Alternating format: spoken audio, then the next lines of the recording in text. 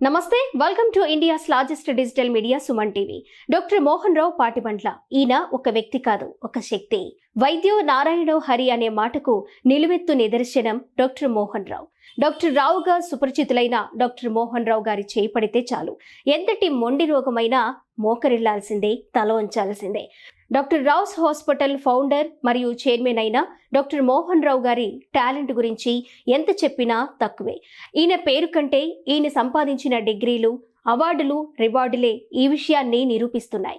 సాధారణంగా ఎవరైనా better treatment కోసం ఇండియా నుంచి యూకే వెళ్తారు లేదా యుఎస్ వెళ్తారు. కానీ డాక్టర్ రావు గారు ఇచ్చే ట్రీట్మెంట్ నచ్చి యూకే నుంచి ఇండియా వచ్చి మరి డాక్టర్ రావు గారితో ట్రీట్మెంట్ చేయించుకుంటున్నారు అంటే డాక్టర్ రావు గారిలో ఎలాంటి టాలెంట్ దాగి ఉందో మాటల్లో చెప్పడం సాధ్యం కాదు. మన ఇండియాలోనే బెస్ట్ న్యూరో సర్జన్గా పేరుగడించి లక్షలాది మంది రోగుల జీవితాల్లో ఆనందం నింపిన వైద్య శిఖామణి డాక్టర్ రావు గారు. అడుగుపెట్టిన రంగంలో నిష్ణాతులైన వారిని వేళ్ల మీద లెక్క పెట్టొచ్చు. కానీ వైద్య వృత్తిలో ప్రవేశించి అంటే అడుగుపెట్టిన మొదటి రోజు నుంచే సెన్సేషన్ క్రియేట్ చేసిన గొప్ప న్యూరో సర్జన్ డాక్టర్ మోహన్ రావు గారు. డాక్టర్ రావుస్ హాస్పిటల్లో ఎలాంటి సర్జరీస్ అందుబాటులో ఉన్నాయని చాలా మందికి డౌట్ ఉండొచ్చు. Minimally invasive skull base surgery, paediatric neuro surgery, neuro oncology, functional మరియు స్టెరియోటాట్రిక్ రేడియో సర్జరీ, ఎండోవాస్కులర్ మరియు సెరిబ్రోవాస్కులర్, ఎపిలెప్సీ సర్జరీలు అందుబాటులో ఉన్నాయి. ఇప్పటి వరకు డాక్టర్ గారి గురించి విన్నాము, అలాగే హాస్పిటల్ గురించి విన్నాము. ఎక్విప్మెంట్ తెలుసుకుందాం. ఇప్పుడు డాక్టర్ గారితో మాట్లాడే ప్రయత్నం చేద్దాం. వచ్చేసేయండి.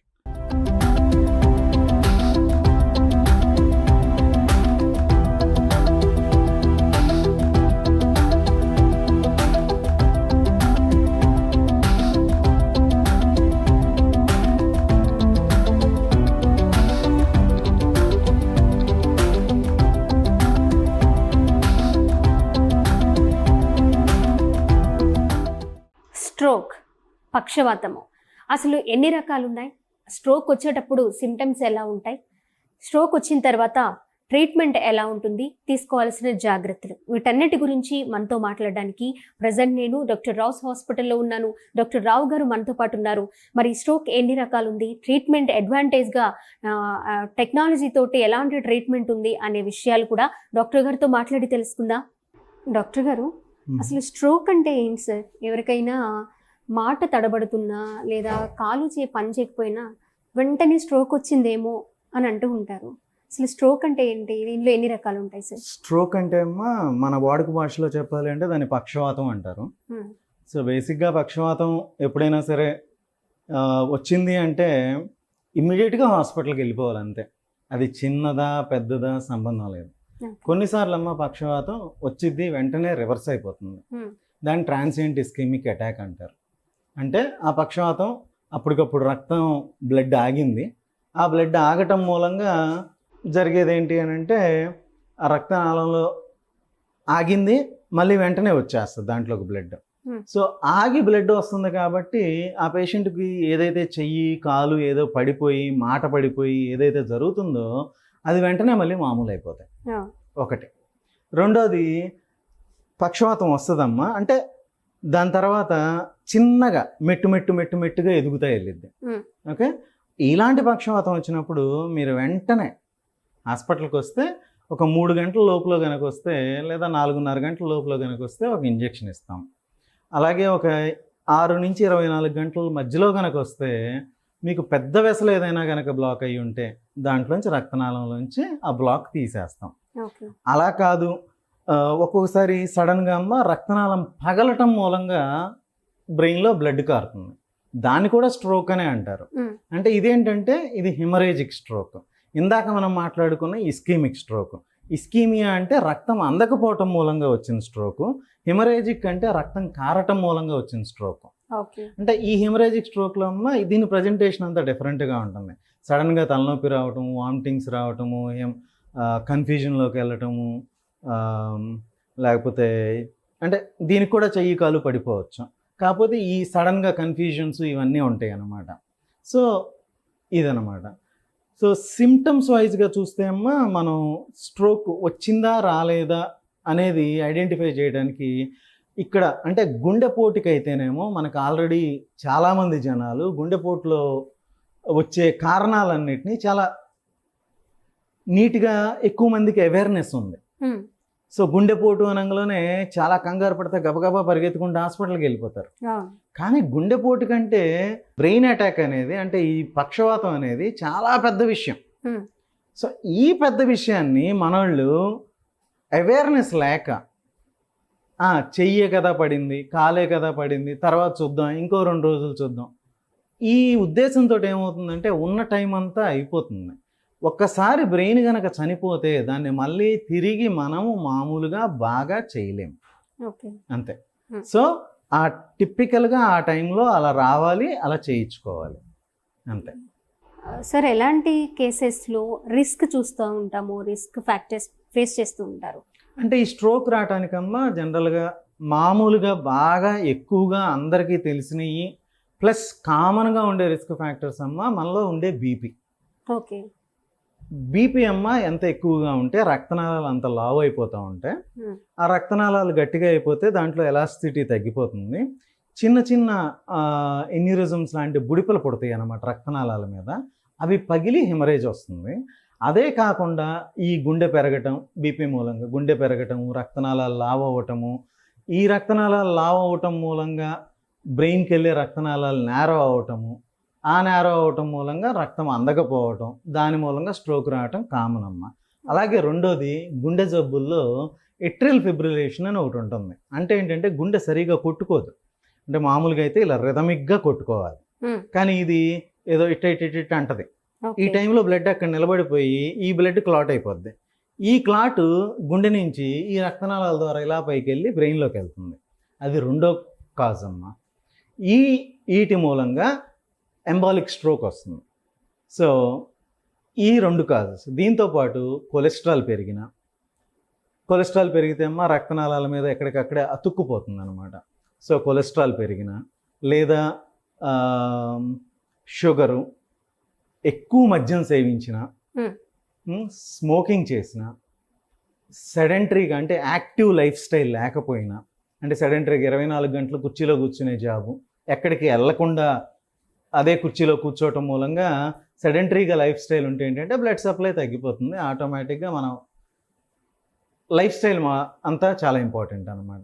లేదా ఎక్కువ కొవ్వు పదార్థాలు తీసుకున్న వీళ్ళల్లో ఎక్కువగా స్ట్రోక్ వస్తుంది. ఇవి రిస్క్ ఫ్యాక్టర్స్ అమ్మ బేసిక్గా. ఓకే సార్, ఎలా రికగ్నైజ్ చేయాలి దీన్ని? అమ్మా స్ట్రోక్ అనేది చాలామందికి తెలియదమ్మా. ఈ బ్రెయిన్ అటాక్ ఎలా వస్తుంది ఏంటి అనేది చాలామందికి తెలియదు. ఇది తెలుసుకునటానికి సింపుల్గా గుర్తుపెట్టుకునేదమ్మా ఫాస్ట్ అని ఒక పదం గుర్తుపెట్టుకుంటే, ఎఫ్ అంటే ఫేస్ అమ్మ, మూతి వంకర పోవటం. లేదా ఏ అంటే ఆమ్ అమ్మ, అంటే చెయ్యి పడిపోతాం, లేదా చేతిలోకి తిమ్మిరి రావటము. లేదా ఎస్ అంటే స్పీచ్ అమ్మ, మాట ఏదన్నా తడబట్టము, లేదా మాట రాకపోవటము, లేదా మాట నంగిగా రావటము, లేదా కళ్ళు ఒక పక్కకు తిరిగిపోవటం, లేదా బ్యాలెన్స్ తేడా రావటం. వీటిలో ఏదొచ్చినా సరే ఫస్ట్ చూడాల్సిన డాక్టర్ అమ్మ స్ట్రోక్ డాక్టర్. ఓకే, కంపల్సరీగా చూడాల్సిన డాక్టర్ అమ్మ స్ట్రోక్ డాక్టర్. సో అప్పుడు అన్ని హాస్పిటల్స్ ఇక్కడ ఉన్నాయి అన్ని స్ట్రోక్ హాస్పిటల్స్ కాదమ్మా, స్ట్రోక్ కాంప్రహెన్సివ్ మేనేజ్మెంట్ చేయగలిగే కాదు. అంటే స్ట్రోక్ కాంప్రహెన్సివ్ మేనేజ్మెంట్ అంటే అమ్మ ఇప్పుడు రాగానే వస్తే 4-4.5 గంటల లోపల వస్తే ఇంజెక్షన్ ఇవ్వటము, అలాగే తర్వాత 24 గంటల లోపల వస్తే తొడలోంచి క్లాట్ పైకి వెళ్ళి రక్తనాళాల్లోకి వెళ్ళి ఆ క్లాట్ని బయటికి తీయటం, లేదా ఒకవేళ రక్తం కారితే వెంటనే ఇక్కడి నుంచి చిన్న బెజ్జం వేసి ఇట్లాంటి ట్యూబులు లోపల పెట్టి దాంట్లోంచి ఎండోస్కోప్ తోటి ఏదర్ నావిగేషన్ యూస్ చేసుకొని ఎండోస్కోప్ తోటి రక్తం బయటికి తీసేయి. కానీ ఇలాంటి హాస్పిటల్ ఉన్నదమ్మా ఈ ఒక్క హాస్పిటల్ మాత్రమే కాంప్రహెన్సివ్ సెంటర్ అమ్మా ఇక్కడ. అంటే స్ట్రోక్లో డిఫరెంట్ హాస్పిటల్ పేర్లు ఉంటాయి. Primary stroke centre, secondary stroke centre and comprehensive stroke centre. అంటే ఈ కాంప్రహెన్సివ్ స్ట్రోక్ సెంటర్లో ఏమైనా చేయగలరు అనమాట. దానికి అంటే రావాల్సిన ప్లేస్ ఏంటి అంటే ఇలాంటిది. మీరు మధ్యలో ఏ చిన్న హాస్పిటల్లోనూ ఆగిపోయి వాళ్ళు డబ్బులు పోతాయని పైకి హాస్పిటల్కి పంపించక, లేకపోతే ఇంకొక రీజన్ తోటి కాలు చేయి పోగొట్టుకోవటం కంటే మీరు డైరెక్ట్గా కనుక కాంప్రహెన్సివ్ స్ట్రోక్ సెంటర్, అంటే ఇప్పుడు డాక్టర్ రావుస్ హాస్పిటల్ ఉంది కాంప్రహెన్సివ్ స్ట్రోక్ సెంటర్, ఇలాంటి సెంటర్కి కనుక వస్తే వెంటనే మీకు ట్రీట్మెంట్ అంతా ఫుల్ ఫ్లెడ్జ్డ్గా అందుబాటులోకి వస్తుంది. సార్ ఇది ట్రీట్మెంట్ ఎలా సార్, అలాగే డయాగ్నోస్ చేయడము? అమ్మ దీనికి డయాగ్నోస్ చేయటం అమ్మ ఎప్పుడైనా సరే మీకు ఇందాక చెప్పాను కదా, ఫాస్ట్ అని, అంటే మూతి వంకరపోయినా లేదా చెయ్యి కదలకపోయినా లేదా చేతిలోకి తిమ్మిరి వచ్చినా లేదా మాట తేడా వచ్చినా లేదా కళ్ళు తిరుగుతున్నట్టు అనిపించినా సరే వెంటనే మనం చేయాల్సిన ఫస్ట్ పని ఏంటి అంటే హాస్పిటల్కి వెళ్ళటం. ఇప్పుడు comprehensive stroke centre doctor Rao's hospital ఉంది, దీనికి వెళ్ళటం. ఇక్కడికి వెళ్ళిన తర్వాత నెక్స్ట్ చేయాల్సిన పని ఏంటి అని అంటే మేము వెంటనే ఇప్పుడు ఇది ఉంది కదమ్మా, దీన్ని ఇప్పుడు మీరు చూస్తున్న దీన్ని క్యాత్ ల్యాబ్ అంటారు. దీన్ని ఇది చూస్తున్న దాన్ని క్యాత్ ల్యాబ్ అంటారు. ఈ క్యాత్ ల్యాబ్లో అమ్మ ఇందులో దీన్ని ఏ ఆర్మ్ అంటారు, అది బి ఆర్మ్ అంటారు. ఓకే, వీటిలోంచి మేము యాంజియోగ్రామ్ చేస్తాం. సో దీంట్లో ఉన్న ఫెసిలిటీ ఏంటంటే ఇది సిటీ స్కాన్ చేస్తుంది. సిటీ స్కాన్ చేయగానే ఫస్ట్ మనకి ఏం తెలుస్తుంది, రక్తం గడ్డగట్టిందా, రక్తం అందలేదా, లేకపోతే రక్తము బయటకు కారిందా అనేది తెలుస్తుంది. బయటకు కారితే టోటల్గా ట్రీట్మెంట్ వేరమ్మా, లేదా రక్తం అందకపోతే టోటల్గా ట్రీట్మెంట్ వేరు. ఓకే, రక్తం అందకపోతే అప్పుడు వెంటనే దీంట్లోనే మనం ఇందాక ఏదైతే చెప్పానో ఆ 4.5 గంటల్లో ఇంజెక్షన్ ఇస్తాం. ఆ 4.5 గంటల్లో ఇంజెక్షన్ ఇచ్చిన తర్వాత యాంజియోగ్రామ్ చేస్తాం. యాంజియోగ్రామ్ చేసి చిన్న రక్తనాళం ఇన్వాల్వ్ అయిందా పెద్ద రక్తనాళం ఇన్వాల్వ్ అయిందా అని తెలుసుకుంటాం. పెద్ద రక్తనాళం కనుక ఇన్వాల్వ్ అయితే తొడలోంచి పేషెంట్కి పైకి పంపించి ఇలా వెళ్ళి పైనుంచి బ్లడ్ క్లాట్ తీస్తాం. బ్లడ్ క్లాట్ తీయంలోనే ఆన్ ద టేబుల్ డెవలప్ అంటే ఇంప్రూవ్ అయ్యేవాళ్ళు 30% మంది ఉంటారమ్మా. అంటే కాలు చేయి పూర్తిగా పడిపోయి వచ్చిన వాళ్ళు, సగం పడిపోయి వచ్చిన వాళ్ళు వెంటనే ఇది అయిపోగానే మాట్లాడతారు, ఇది చేస్తారు. పెద్ద రక్తనాళం కనుక బ్లాక్ అయ్యి కనుకుంటే. చిన్న రక్తనాళం కనుక బ్లాక్ అయితే టీపీఏ పనిచేస్తుంది. ఏదైతే ఇంజెక్షన్ చెప్పుకున్నామో ఆ ఇంజెక్షన్ పనిచేస్తుంది. అలాగే ఇది బేసిక్గా ట్రీట్మెంట్ పాలసీ అమ్మ. సో ఈ హాస్పిటల్ స్పెషల్ ఏంటంటే ఈ రూమ్లోకి తీసుకొచ్చాము అంటే చాలు, దీంట్లోనే సిటీ అయిపోతుంది, దీంట్లోనే యాంజియో అయిపోతుంది, దీంట్లోనే ట్రీట్మెంట్ మొత్తం అయిపోతుంది అనమాట. అది ఫస్ట్ది. ఒకవేళ కాదు రక్తం కారుంది అనుకున్నాం అనుకోండి, వెంటనే ఇదే పేషెంట్ని ఇదే టేబుల్ మీద ఈ నావిగేషన్ యూస్ చేసుకొని, అంటే సిటీ చేసాం కదా, సిటీ డైరెక్ట్గా ఈ నావిగేషన్లోకి వస్తుందమ్మా. ఈ నావిగేషన్లోకి వచ్చినప్పుడు ఇక్కడ రక్తం కారింది అనుకుందాం. సో ఇక్కడి నుంచి డైరెక్ట్గా ఇట్లా అమ్మ ఈ ట్యూబ్ పెడతాము. ఈ ట్యూబ్ దీంట్లోకి ఇలా పెడతాం అనమాట. ఇక్కడ అంటే ఈ చిన్నది ఆ ట్యూబ్లోంచి రక్తం అంతా బయటికి లాగేస్తాం. దేంతో లాగేస్తాం అంటే ఆ ఎండోస్కోప్, దాంతో ఇది ఎండోస్కోప్ అనమాట. దీంట్లోకి ఇలా పెట్టాం కదమ్మా, దీంట్లోకి ఇలా వెళ్తుంది ఎండోస్కోప్. ఈ ఎండోస్కోప్ ఇలా వెళ్ళి అక్కడ ఏదైతే బ్లీడ్ ఉందో ఆ బ్లీడ్ మొత్తం సక్ చేసేస్తాం అనమాట. అంటే మొత్తం కూడా 2 సెంటీమీటర్స్ క్రేనియాటమీలోంచి ఇది మొత్తం జరిగిపోద్ది అనమాట. అదే. సో ఇప్పుడు పక్షవాతం అనేది వచ్చిన తర్వాత అమ్మ ఇక 100కి 100% మీకు ట్రీట్మెంట్ కావాలి అనుకుంటే డాక్టర్ రావుస్ హాస్పిటల్లో తప్పితే ఇంక ఎక్కడా అవదమ్మా ఈ ఏరియాలో. అందుట్లో ఇంక అనుమానమే లేదు. ఎందుకంటే నేను ఎండోవాస్కులర్ న్యూరోసర్జన్ని, క్లాట్ తీసేయగలుగుతాను రక్తం నుంచి. నేను మామూలుగా ఎండోస్కోపిక్ న్యూరోసర్జన్ని, మామూలు న్యూరోసర్జన్, మినిమల్ ఇన్వాజివ్ న్యూరోసర్జన్ని. సో ఈ ట్యూబ్ అమ్మ ఇండియాలో నా దగ్గర తప్పితే ఇంకెవరి దగ్గర లేవమ్మా. అంటే సేఫ్గా నీట్గా లోపలికి వెళ్ళి చేసుకోవాలి అంటే కంపల్సరీగా దీంట్లోంచి తీయాలన్నమాట. అప్పుడు పేషెంట్ అది బ్లడ్ కారిన వాళ్ళైనా సరే మామూలు వాళ్ళైనా సరే వెంటనే రికవరీ అవుతారు. అంటే ఒక రికవరీ చానాళ్ళు పట్టే రికవరీ వెంటనే రికవరీ అవుతుంది. సో కాంప్లికేషన్స్ ఏమైనా చూడొచ్చా సార్ ఈ వీళ్ళల్లో, ఈ స్ట్రోక్ పేషెంట్స్లో? కాంప్లికేషన్స్ అంటే అమ్మ ఇప్పుడు చెయ్యి కాలు పడిపోతే ఆటోమేటిక్గా మంచంలో పడిపోతారు, అదొక కాంప్లికేషన్. మాట రాకపోతే అది కూడా. దీన్ని డిజేబిలిటీ అంటారమ్మా. అంటే ఇక వాళ్ళు నడవలేరు, లేకపోతే ఇంకోటి చేయలేరు. ఇది ఎప్పుడు జరుగుతుందమ్మా? ట్రీట్మెంట్ కొన్నాళ్ళు జరిగిన తర్వాత అవ్వకపోతే అప్పుడు జరుగుతుంది. అంటే ట్రీట్మెంట్ కరెక్ట్గా అవ్వకపోతేనో లేకపోతే ట్రీట్మెంట్కి లేట్గా వస్తేనో జరుగుద్ది. ఒకవేళ ఇన్ టైంలో కనుక వస్తే అమ్మా 100లో 60 మందిని పెద్ద రక్తనాళం బ్లాక్ ఉన్నా చిన్న రక్తనాళం బ్లాక్ ఉన్నా ఏదున్నా సరే వెంటనే నడిపించగలుగుతాం. అదే. లేదు అంటే పేషెంట్ మంచంలో పడతాడు, డిజేబిలిటీ వస్తుంది. వన్స్ స్ట్రోక్ వచ్చింది అనుకో అమ్మ పేషెంట్కి డిప్రెషన్ వస్తుంది, ఒళ్ళంతా నీరసం అయిపోతుంది. తర్వాత ఇంకా మంచంలోనే ఉంటే బెడ్ సోర్లు రావచ్చు, కాల్లో రక్తనాళం పట్టేయచ్చు, సెకండరీ స్ట్రోక్ ఇంకొక స్ట్రోక్ రావచ్చు, వీళ్ళలోనే హార్ట్ అటాక్ రావడానికి అవకాశాలు ఎక్కువ ఉంటాయి.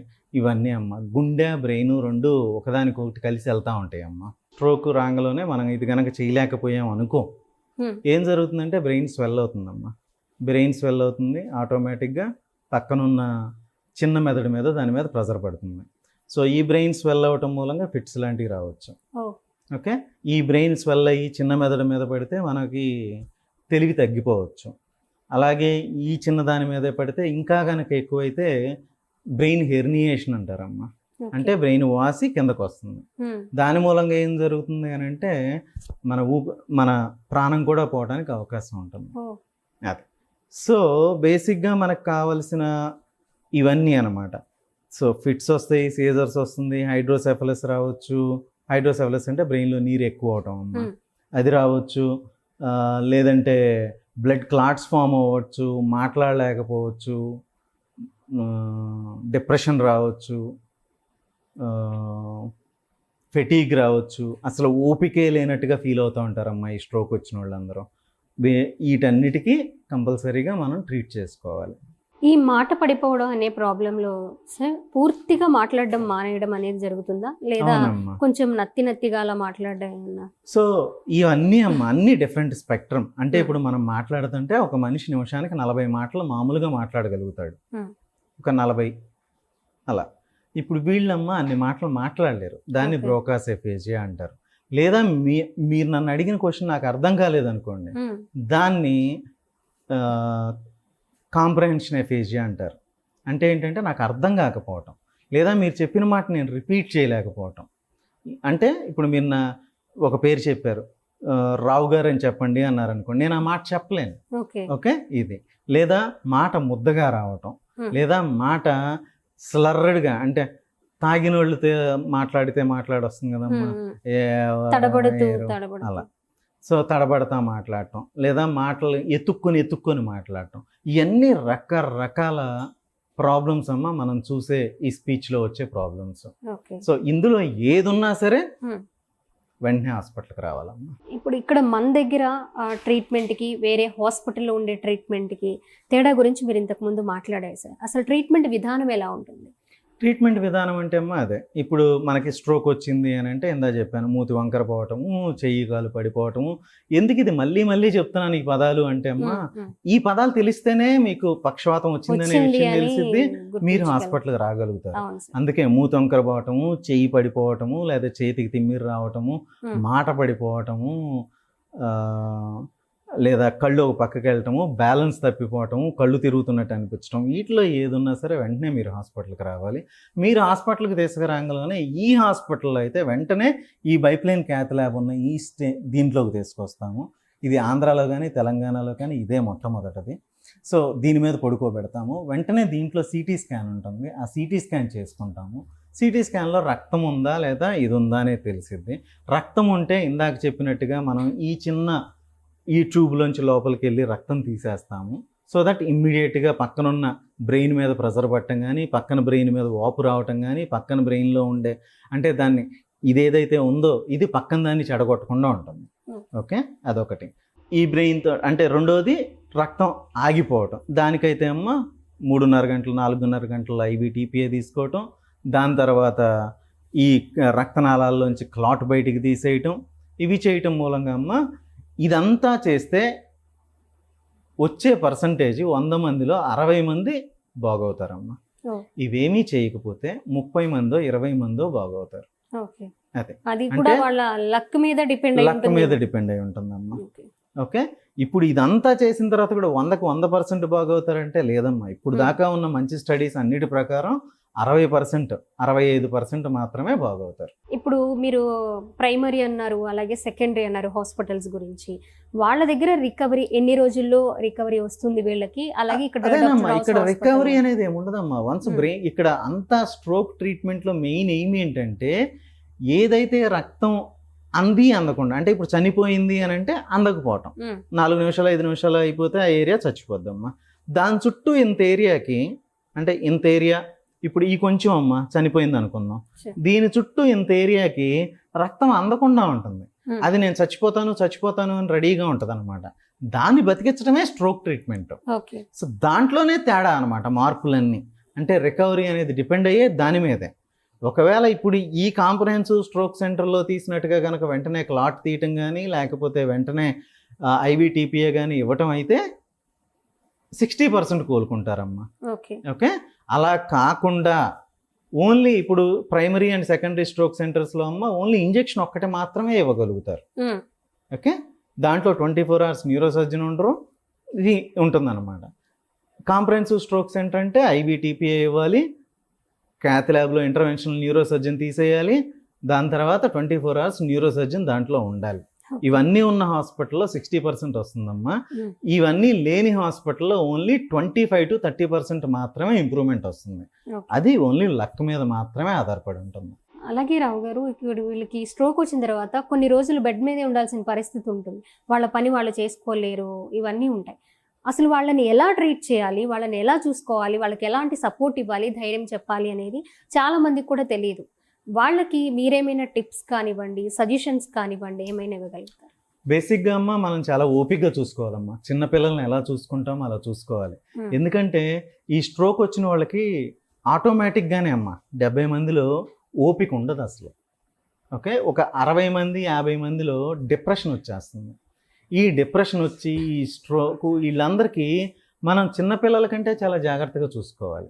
సో వాళ్ళ ఉండే కేర్ టేకర్ కూడా బాగా డిప్రెస్ అయిపోతారు, కానీ వాళ్ళను కూడా మనం జాగ్రత్తగా చూసుకోవాలి. చెప్పేది ఏంటి అని అంటే లైఫ్ స్టైల్ మోడిఫికేషన్ అమ్మ. ఫస్ట్ టైంకి పేషెంట్ కరెక్ట్గా అంటే పేషెంట్ని ప్రతి 2 గంటలకు అటు ఇటు తిప్పటము, యూరిన్ కరెక్ట్గా పోసుకుంటున్నాడా లేదా చెక్ చేసుకోవటము, పుళ్ళు పడతనాయా లేదా అనేది చెక్ చేసుకోవటము, లేదా కాళ్ళల్లో రక్తం గడ్డగట్టకుండా దానికి మందులు వెళ్తున్నాయా లేదా చూసుకోవటము. ఓకే. వెంటనే ఇంకో స్ట్రోక్ ఏదన్నా వస్తే వెంటనే రికగ్నైజ్ చేసి హాస్పిటల్కి తీసుకురాగలగటము, ఫిజియోథెరపీ రెగ్యులర్గా చేయించటము, అలాగే స్పీచ్ థెరపీ రెగ్యులర్గా చేయించటం, ఆక్యుపేషనల్ థెరపీ అంటే ఏంటంటే రోజు చేసుకునే పనుల్ని పక్కన వాళ్ళు అలవాటు చేయాలి వాళ్ళకి మళ్ళీ. అంటే చెప్పాను కదమ్మా చిన్నపిల్లలు లాంటి వాళ్ళు అని. సో వాళ్ళ మళ్ళీ అవన్నీ అలవాటు చేయాలి. సో ఇది చేయటము. తర్వాత మనం లైఫ్ స్టైల్లో మాడిఫికేషన్స్ వాళ్ళకి తగ్గట్టుగా అట్మాస్ఫియర్ని మార్చాలి. అంటే బాత్రూమ్ కొంచెం దగ్గరగా పెట్టుకోవటము, వాళ్ళకి అక్కడికి వెళ్ళటానికి ఊరికే జారిపడే ప్రదేశాలు ఏమి లేకుండా చూసుకోవటము, వీటన్నిటినీ చేస్తేనే మనకి ఇబ్బందులు లేకుండా ఉంటాయి. ఈ స్ట్రోక్ వచ్చిన వాళ్ళ విషయంలో చాలా మంది ఏంటంటో ఐడియాస్ ఇస్తూ ఉంటారు, అవి చెప్తూ ఉంటారు, ఇవి చెప్తూ ఉంటారు. కొన్ని అపోహలు అనేది పుట్టుకొస్తూ ఉంటాయి. వాటి గురించి చెప్పండి సార్. చాలా అపోహలు ఉన్నాయమ్మా. ఒకటి మొదలు పెడితే అసలు స్ట్రోక్ అనేది మనం ఆపలేం. ఫస్ట్ విషయం అమ్మా, వచ్చే 100లో 80 స్ట్రోకులు మనం ఆపగలం. ఇప్పుడు నేను చెప్పాను కదా, బీపీని కంట్రోల్ చేసుకుంటే ఆపుతాం, ఎట్రియల్ ఫిబ్రిలేషన్ కంట్రోల్ చేసుకుంటే ఆపుతాం, కొవ్వు పెరగకుండా చూసుకుంటే ఆపుతాము, లైఫ్ స్టైల్ కరెక్ట్గా చూసుకుంటే ఆపుతాము. అంటే life style medication, stress management, వీటన్నిటినీ చేసుకుంటే అమ్మా 80% ఆఫ్ ద టైమ్స్ మనం ఆ స్ట్రోక్ని ఆపగలం. ఇది ఫస్ట్దమ్మా. రెండోది, స్ట్రోక్ వస్తే వాళ్ళ గతి అంతే కాదమ్మా. స్ట్రోక్ వస్తే అంటే పక్షవాతం వస్తే 4.5 గంటల లోపల వస్తే ఇంజెక్షన్ ఇస్తాము. తర్వాత 24 గంటల లోపల పెద్ద రక్తనాళంలో కనుక ఉంటే ఇప్పుడు ఈ యాంజియోస్ట్రీట్లో అది క్లాట్ తీసేస్తాము. అలాగే బ్రెయిన్లో కనుక రక్తం కనుక కారితే 8 గంటల లోపులో కనుక చేస్తే, ఈ ట్యూబ్తో కనుక చేస్తే ఇంప్రూవ్మెంట్ చాలా చాలా చాలా చాలా బాగుంటుందమ్మా. రీసెంట్గా ఒక స్టడీ వచ్చింది 2023లో.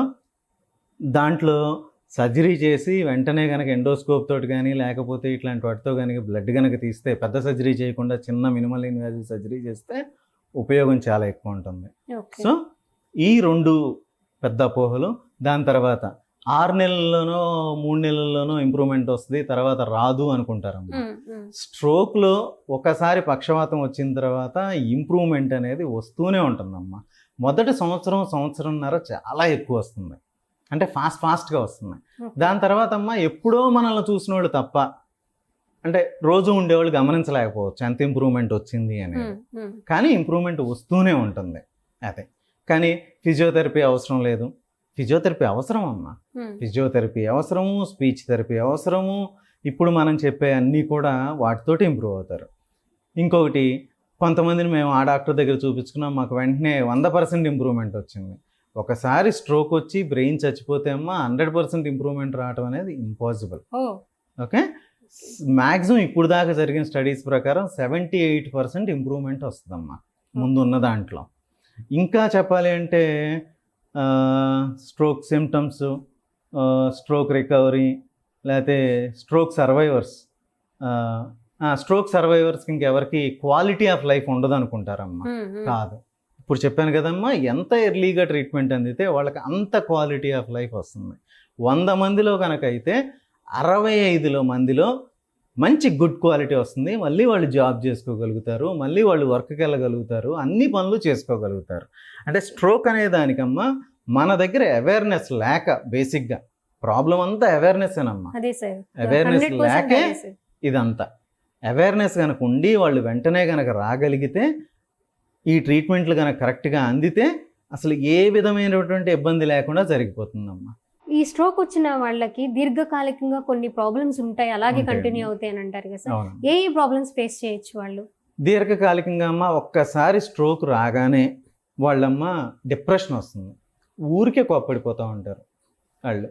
నెక్స్ట్ ఇరిటబిలిటీ వస్తుంది వాళ్ళకి. తెలివితేటలు అంటే బేసిక్గా కూడా ఏ ఏరియాలో స్ట్రోక్ ఇన్వాల్వ్ అయింది అనే దాన్ని బట్టి, ఎంత ఎక్కువ ఇన్వాల్వ్ అయింది అంటే ఎంత ఎక్స్టెంట్లో ఇన్వాల్వ్ అయింది అనే దాన్ని బట్టే ప్రాబ్లమ్స్ పర్సిస్ట్ అవుతాయి అమ్మా. ఇప్పుడు తెలామస్లో వచ్చింది అనుకో అమ్మా, అంటే కుడి పక్క తెలామస్లో కనుక వస్తే ఎడం పక్క చెయ్యి, ఎడం పక్క కాలు, తిమ్మిరి ఎప్పుడు ఉండిపోద్ది ఇంకంతే. దానికి కంపల్సరీ ట్యాబ్లెట్స్ వాడుకోవాల్సిందే. ఒకవేళ మన ఫ్రంటల్ లోబ్లో కనుక మిడిల్ సెరిబ్రల్ ఆర్టరీ ఇన్ఫాక్ట్ వచ్చింది అనుకున్నాం, వాళ్ళకి ఎంతో కొంత తెలివితేటలు తగ్గుతాయి అమ్మ. సో వాటికి కంపల్సరీగా మనం కాగ్నిటివ్ ఎన్హాన్సర్స్ లేకపోతే లైఫ్ స్టైల్ మాడిఫికేషన్స్ చేసుకోవాల్సిందే. వీళ్ళందరిలోనూ 100లో ఫస్ట్ సంవత్సరంలో అందరికీ డిప్రెషన్ వస్తుంది. తర్వాత అంటే 100లో 100 కాదు, 100లో 70% డిప్రెషన్ వస్తుంది. 80% దాకా అసలు ఓపికే ఉండదమ్మా వాళ్ళకి. ఫెటీగ్ అంటారు దాన్ని. అంటే వాళ్ళు అసలు మాకు ఇంకా ఓపిక లేదు, తినాలనిపించట్లేదు, అసలు మాట్లాడాలనిపించట్లేదు మీతో అంటే ఇక వాళ్ళు చేసే పనుల్లో ఏది ప్లెజర్ ఉండదమ్మా. వీటన్నిటిని కూడా మనం టేక్ ఇన్ టు అకౌంట్లో చేసుకోవాలి. మన వాళ్ళకి ఇక్కడ చేసేదంతా ఏంటంటే ఓన్లీ పేషెంట్ వచ్చారా, ఫిజియోథెరపీ ఇచ్చేసేయండి, అయిపోయింది, పంపించేసేయండి. కాదమ్మా, ప్రివెన్షన్ అనేది ఇంపార్టెంట్. దీని తర్వాత నెక్స్ట్ స్టెప్ సెకండరీ ప్రివెన్షన్ అమ్మ. ప్రైమరీ ప్రివెన్షన్ ఏమో మనం బీపీని వీటన్నిటిని కంట్రోల్ చేసుకుంటాం. సెకండరీ ప్రివెన్షన్ ఏమో వన్స్ వచ్చిన తర్వాత రెండో స్ట్రోక్ రాకుండా ఎలా చేసుకోవాలి అనేది సేమ్ అమ్మ. ప్రైమరీ ప్రివెన్షన్లో ఏం చేస్తామో సెకండరీ ప్రివెన్షన్లో అవన్నీ చేస్తాం. అంటే షుగర్ని, బీపీని కంట్రోల్ చేసుకోవటం, కొలెస్ట్రాల్ని కంట్రోల్ చేసుకోవటం, ఇలా అన్నమాట. అంతేకాకుండా అమ్మ ఇంకొకటి, స్ట్రోక్ అనేది ఒక అపోహ ఏంటంటే ఓల్డ్ ఏజ్ వాళ్ళలో మాత్రమే వస్తుంది అనేది ఒక అపోహ. కాదమ్మా, స్ట్రోక్ అనేది ఏ ఏజ్లోనైనా రావచ్చు. 2 సంవత్సరాల పిల్లోడికి రావచ్చు, వాడికి ఉండే కారణాలు వాడికి ఉంటాయి. ఓకే, 20-30 ఏళ్ళు ఉన్న మీకు రావచ్చు, లేదా 45 ఏళ్ళు 50 ఏళ్ళు ఉన్న మాకు రావచ్చు, లేకపోతే 70 ఏళ్ళు దాటిన వాళ్ళకి ఎవరికైనా రావచ్చు. ప్రతి ఒక్కళ్ళ కారణాలు వేరమ్మా. ఇప్పుడు ఫస్ట్ స్ట్రోక్ సెకండ్ స్ట్రోక్ రాకుండా ఆపుతాం అని అన్నారు కదా సార్. ఈ ఫస్ట్ స్ట్రోక్ నుంచి సెకండ్ స్ట్రోక్ రావడానికి ఇన్ని డేస్, మంత్స్, వీక్స్ అని ఏమైనా ఉంటుందా? మనం మొట్టమొదట్లో మాట్లాడుకున్నప్పుడు అమ్మా స్ట్రోక్స్ 3 రకాలని చెప్పాం. ఒకటి TIA అంటే 24 గంటల్లో ఏదైనా వచ్చింది మామూలుగా మాయమైపోయి మళ్ళీ మామూలు అయిపోతారు. అది వచ్చింది అంటే అమ్మ దాన్ని మినీ స్ట్రోక్ అంటారు. ఈ స్ట్రోక్ పెద్దది, అంటే పెద్ద స్ట్రోక్ రావటానికి ఓకే మొదటి 6 నెలల్లో 40% ఛాన్స్ ఉంటుందమ్మా. సో ఆ చిన్నదాన్ని చూడంలోనే మనం వెంటనే ఈ పెద్దది రాకుండా చేసుకోవాలి అని ప్రివెన్షన్ స్టార్ట్ చేసుకోవాలి. అది మస్ట్ అన్నమాట. అదే లేదా ఒకసారి స్ట్రోక్ వచ్చిన వాళ్ళలో రెండో స్ట్రోక్ రావటం అనేది 45% ఎక్స్ట్రా అవుతుందమ్మా. ఓకే, వాళ్ళందరికీ secondary prevention, lifestyle modification, lifestyle management ఇవన్నీ చేసుకుంటే అమ్మా చాలా చాలా బెటర్గా ఉంటుంది. ఓకే, ఇప్పుడు ఈ స్ట్రోక్ వచ్చిన పేషెంట్స్లో ఫిజియోథెరపీతో పాటు బెస్ట్ ఎక్సర్సైజ్ ఏం చెప్తారు సార్? బెస్ట్ ఎక్సర్సైజ్ అమ్మా అంటే ఇప్పుడు వాళ్ళకున్న సిమ్టమ్స్ని బట్టి ఎక్సర్సైజ్ ఉంటాయి. ఏమేమి అవుతాయమ్మా, జనరల్గా కాలు చేయి పడిపోద్ది అంటే దానికి సంబంధించి isotonic exercises, isometric exercises, stretching exercises, passive exercises, active exercises చేతులు కాళ్ళకి. ఇంకోటి ఏం పోద్దమ్మా, మనం మాట్లాడుకున్న సిమ్టమ్స్లోనే బ్యాలెన్స్ గురించి మాట్లాడుకున్నాం. అంటే బ్యాలెన్స్ ట్రైనింగ్ అనేది ఒకటి చాలా ఇంపార్టెంట్. అంటే ఫిజియోథెరపీ వాళ్ళు లేకపోతే ఈ వాళ్ళు మనకి బ్యాలెన్స్ ఎలా రావాలి అంటే ఒక దిండు మీద నుంచోబెట్టడము, లేకపోతే ఒక పరుపు మీద నుంచోబెట్టడము, లేకపోతే కొంచెం ఎగుడు దిగుడుగా కొద్దిగా ఉన్న సర్ఫేస్ మీద నుంచోబెట్టి వాటి మీద నడిపించటము, రైల్స్ తోటి నడిపించటము, Okay. ఇలాంటి ఎక్సర్సైజ్ బ్యాలెన్స్. అలాగే స్పీచ్ థెరపీ ఇప్పించుకోవాలి కంపల్సరీగా. Hmm. అలాగే కాగ్నిటివ్ ఎన్హాన్స్మెంట్ అంటే ఇప్పుడు పజిల్స్ లాంటివి చేయించుకోవటము, Okay. కంప్యూటర్ గేమ్స్ ఆడించటం, Hmm. ఇలాంటివి చేయించడం, ఇవన్నీ కూడా ఎక్సర్సైజ్ ఇంకా టోటల్ గా మంత్స్ బేబీని ట్రీట్ చేస్తున్నట్టే చేసుకున్నట్టే ట్రీట్ చేసుకోవాలి. చేయాలి. చేసుకోవాలి. చేసుకుంటే వాళ్ళ డెవలప్మెంట్ బాగుంటుంది. Okay. వాళ్ళు నార్మల్ అవ్వటానికి చాలా ఫాస్ట్గా నార్మల్ అవుతారు. Hmm. లేదు అంటే బాగా ఇబ్బంది అవుతుంది. ఓకే డాక్టర్ గారు, ఈ స్ట్రోక్ వచ్చిన పేషెంట్స్ ఇలాంటి జాగ్రత్తలు, ట్రీట్మెంట్, ముందుగా వచ్చే లక్షణాలు, రాకుండా జాగ్రత్తలు, వీటన్నిటి గురించి చాలా చక్కగా చెప్పారు. Thank you so much. Thank you అమ్మా. Thank you very much.